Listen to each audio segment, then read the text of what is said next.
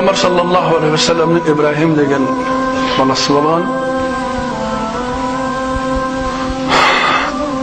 İbrahim'de öte katlı şahsı göretin edi. Bir günü İbrahim katlı ağırıp kaldı. Peygamber sallallahu aleyhi ve sellem katlı cıladı soğanı. İbrahim'in başını uxala batırıp Allah'a köp dua kaldı. Azanda İbrahim turup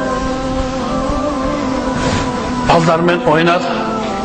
Peygamber sallallahu aleyhi ve sellem uzaktan qarab oturup İbrahim'in oynağanına öte katlı əvəsledi.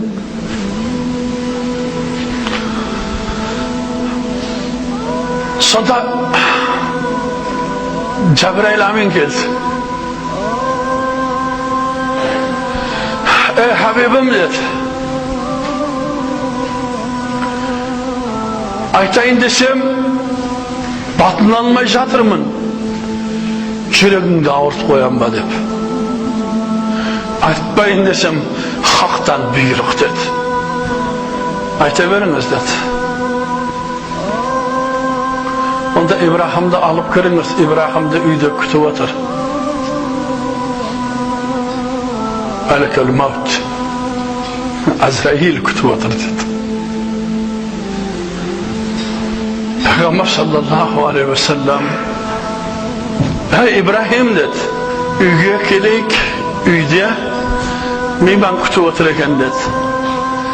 İbrahim bir de sen sezgende atacan buna joldaşlarımla hayırlaşsam boladı mı dedi. Peygamber sallallahu aleyhi ve sellem bu zor kadar boladı dedi. Onlar 6 yaşları bala edi. Kuşaktasıp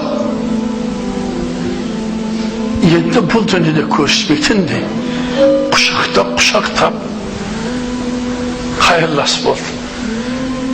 Atacan bana kanı çürünüz de İbrahim sen aldımdan sürdü.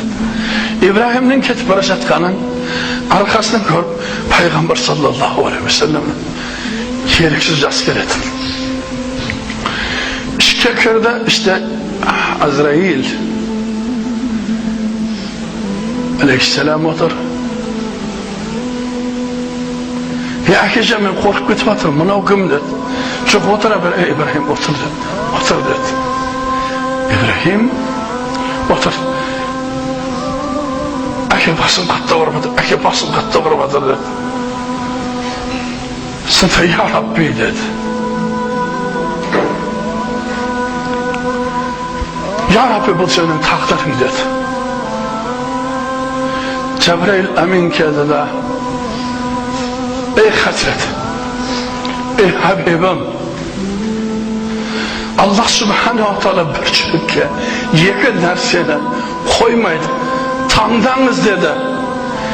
Yakın narseni bir çürükке sığdırmaydı. Tanıdınız ya ümmetiniz ya İbrahim'in ömrü dedi. Peygamber sallallahu aleyhi ve sellem ümmetim dedi. İbrahim göz altında can verdi. Peygamber sallallahu aleyhi ve sellem öz prezidentinden göre ümmette afzal görür. Siz bilen biz sol peygamberden ümmetimiz. Siz bilen bizden dinimizde üyreliğimizge prezidentimiz toskunluk kılıp atar. İbadetimize toskunluk kılıp atar. Bırak Peygamber sallallahu aleyhi ve sellem ümmetine makabat baylağında balası toskunluk kılılmadı. Cas bala ömürde öttü. Bırak Peygamber sallallahu aleyhi ve sellem ümmetine afzal gördü. Allah subhanahu teala barşamıza Peygamber sallallahu aleyhi ve sellem'de şahsi körüdü. Onun sünnetine amal kılıdı nasip etti.